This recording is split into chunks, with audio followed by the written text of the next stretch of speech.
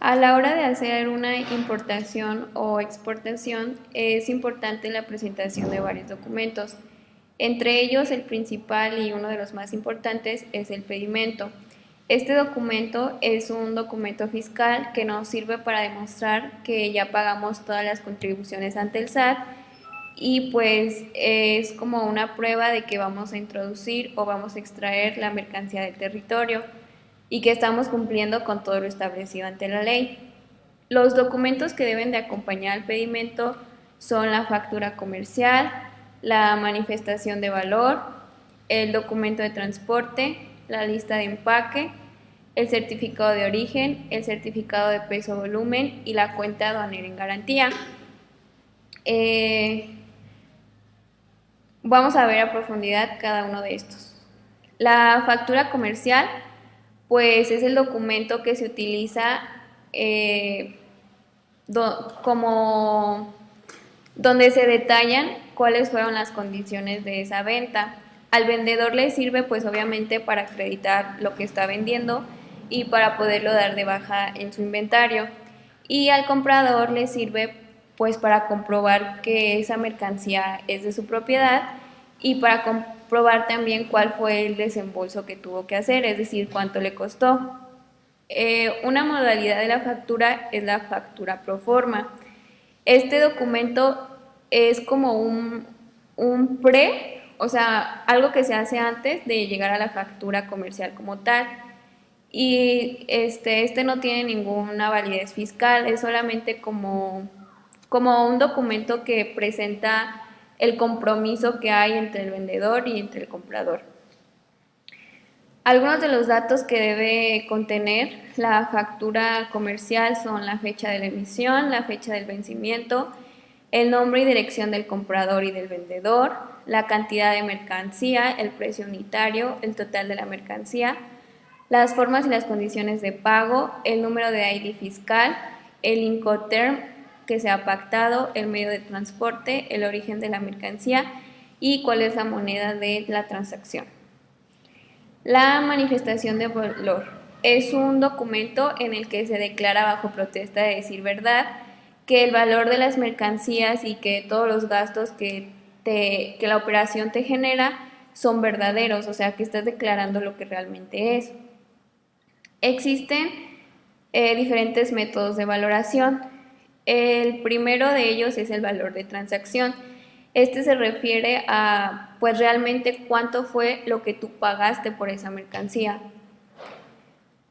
El siguiente es el valor de transacción de mercancías idénticas. Cuando no puedes determinar el precio de la mercancía por este método, entonces, no sé, te buscas una mercancía que sea idéntica y le pones idéntica en cuanto a características, en cuanto a calidad y en cuanto a prestigio, y le vas a poner ese mismo precio. Si no hay ninguna mercancía que sea idéntica, entonces te vas al valor de transacción de mercancías similares.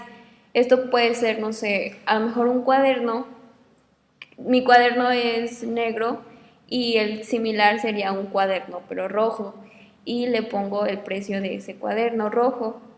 Si no hay ninguna mercancía similar, entonces te vas al método de valor deductivo, que es ponerle el mismo precio al que se vende tu mercancía en el mercado.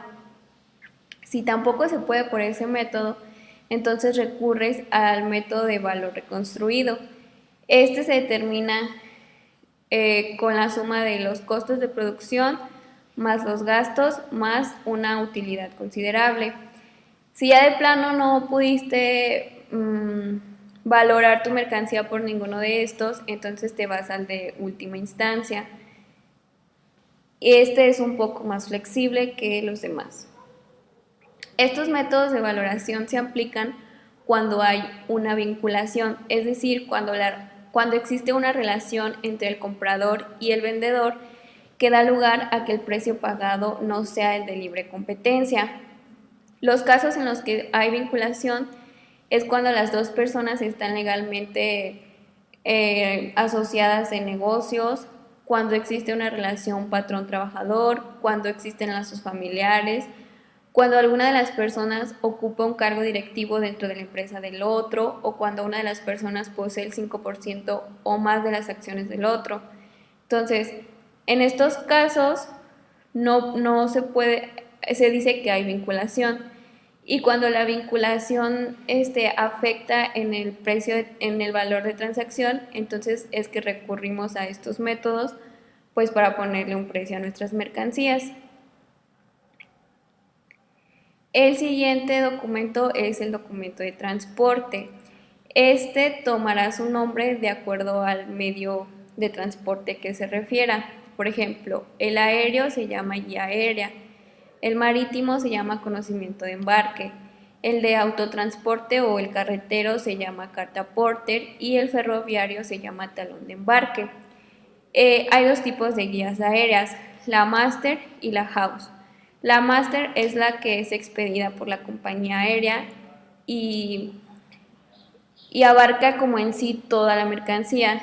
Y la House es expedida por el consolidador y pues solamente ampara cierta mercancía de cierta persona. El marítimo, conocido como conocimiento de embarque, también tiene o se subdivide en varios conocimientos. Es el BL a bordo. Este es de que se notifica de que la mercancía ya está a bordo del buque. El BL recibido para embarque quiere decir que la mercancía ya fue recibida, pero aún no se coloca en el buque. El BL nominativo quiere decir que el nombre de la persona que esté en ese documento va a ser la persona que va a poder ir a reclamar la mercancía. BL a la orden es un documento que no tiene nombre y el que lo posee puede endosárselo a otra persona. El BL al portador pues tampoco tiene nombre y quien posea ese documento va a ser quien pueda ir a reclamar la mercancía. El BL House pues es el que abarca toda la operación y el BL Express, como su nombre lo dice, simplifica un poco los trámites para que liberen rápidamente la mercancía. Bueno, en la carta Porter pues no tiene modalidades, simplemente que es el comprobante fiscal de traslado en el que consta que las mercancías se transportan por vía carretera y el talón de embarque igual. Es el documento que acredita el contrato de transporte cuando el medio utilizado es el tren. El siguiente documento es la lista de empaque. Este documento permite que todas las personas de importación y exportación, como puede ser el transportista, el agente aduanal, el del seguro, o sea que todas estas personas puedan identificar fácilmente la mercancía. Los elementos que esta lista debe contener es la cantidad exacta de los artículos que contiene cada bulto, el tipo de embalaje, el número y la marca de cada bulto y la descripción detallada del contenido de cada bulto. Es recomendable que cada bulto contenga mercancías del mismo tipo para que sea pues de mayor o más fácil identificarla. Los certificados de origen, ya habíamos hablado de estos en otra parte, ya habíamos profundizado en ellos, pero es importante recalcar que los hay de dos tipos, el blando llamado como de libre reproducción y el duro también llamado como formato controlado. El blando es únicamente el que es llenado y firmado por el exportador y el duro es llenado y firmado por el exportador y además tiene que ser validado por la autoridad. El certificado peso-volumen se usa por lo general para mercancías a granel y es expedido por una empresa certificada que anteriormente o previamente tuvo que ser autorizada por la Secretaría de Hacienda y Crédito Público. La cuenta aduanera en garantía es como un crédito, una línea de crédito que está a favor de la Tesorería de la Federación. Por si llegara a haber una diferencia en las contribuciones o en el valor de la mercancía, pues esta cuenta funciona como garantía de que van a ser pagados. Tipos de bienes. Existen 4 tipos de bienes: un bien fungible, un bien intermedio, un bien no originario y un bien originario. El bien fungible son aquellas mercancías que no se pueden diferenciar visualmente. Como ejemplo de esto tenemos el resistor blanco con la cerámica.